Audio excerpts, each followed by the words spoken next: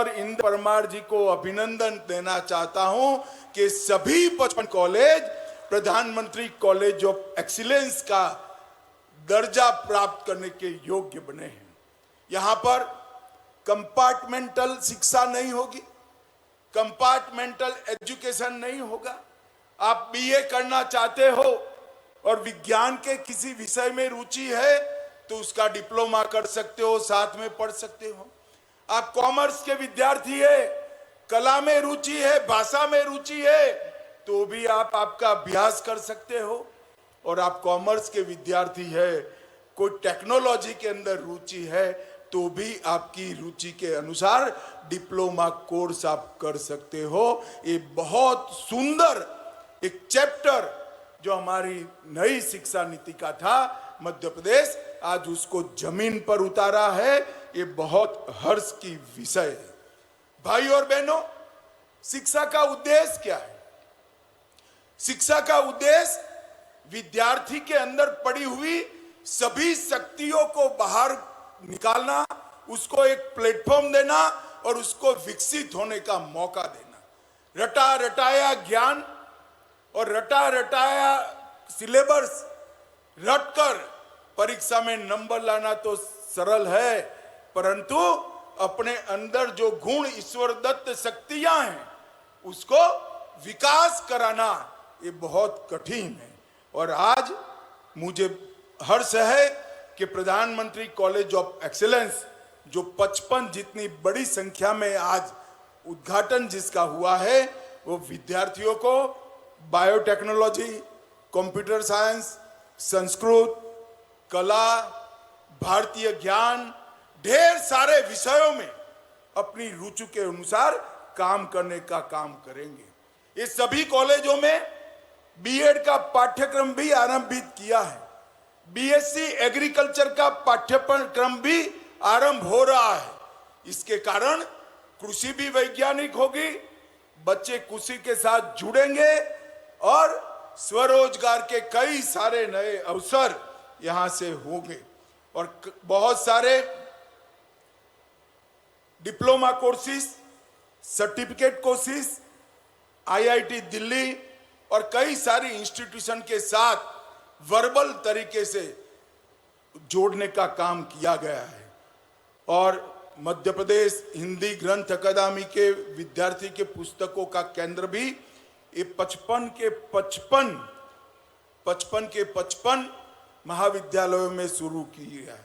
आज मैं इंदौर वालों को कह रहा हूं, इंदौर अब तब कॉटन हब माना जाता था, स्वच्छता का हब माना जाता था। इंदौर अब एजुकेशन का हब बनने की दिशा में भी आगे बढ़ रहा है। और हमारा Indore pharma, automobile, textile, food processing, ये सब विषयों में आगे बढ़ रहा है। और मुंबई को हम देश की आर्थिक राजधानी कहते हैं। मध्य प्रदेश की आर्थिक राजधानी कोई एक है तो हमारा इंदौर है। इसमें देश में किसी को कोई संशय नहीं।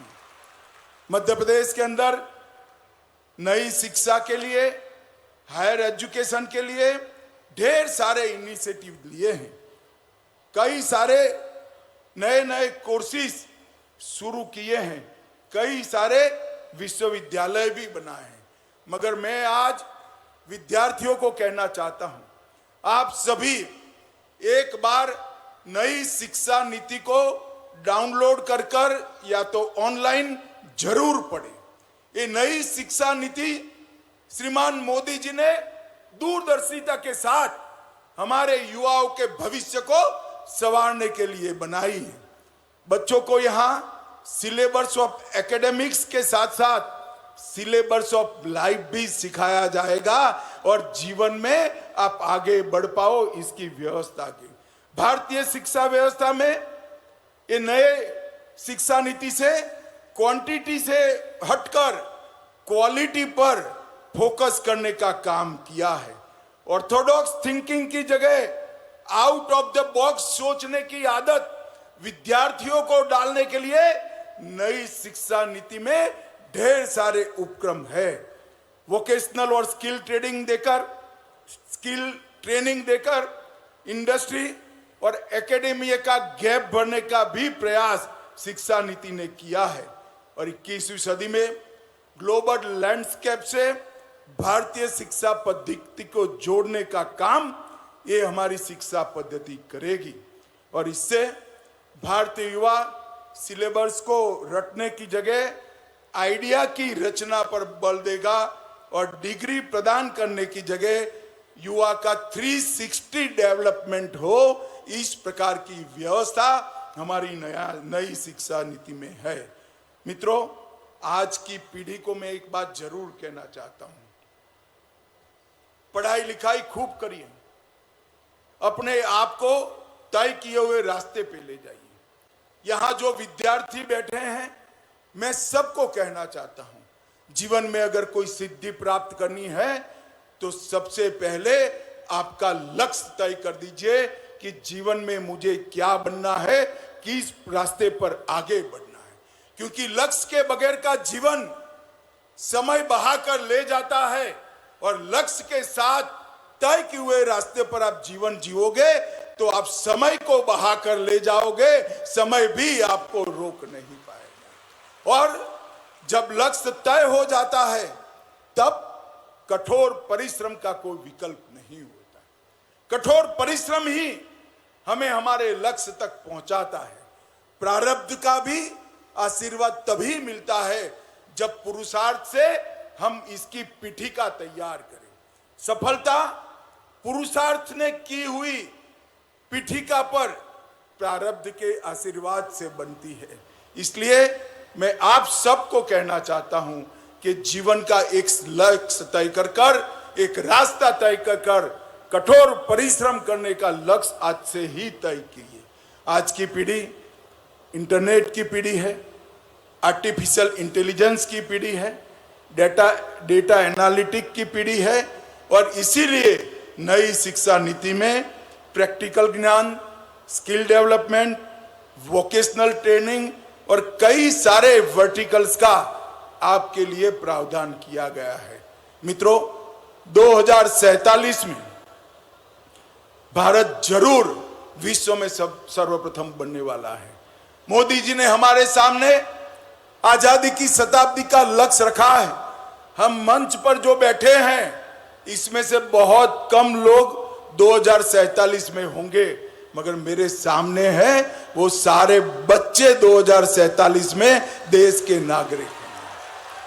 2047 में भारत को महान बनाने का जो लक्ष्य रखा गया है वो आपके लिए है। आप वो दिन देखोगे कि पूरी दुनिया में हर क्षेत्र के अंदर भारत महान होगा और इसकी नींव डालने का काम हमारी नई शिक्षा नीति करेगी। आज जो प्रधानमंत्री एक्सेलेंस कॉलेज बनाए गए हैं वो करेंगे। मैं आपके सुनहरे भविष्य के लिए आप सभी को बहुत बहुत शुभकामनाएं देता हूं और इंदौर वासियों को भी 11 लाख पेड़ एक ही दिन पर मां और धरती मां का ऋण उतारने के लिए आपने लगाए हैं। बहुत बहुत धन्यवाद, शुभकामनाएं। भारत माता की जय।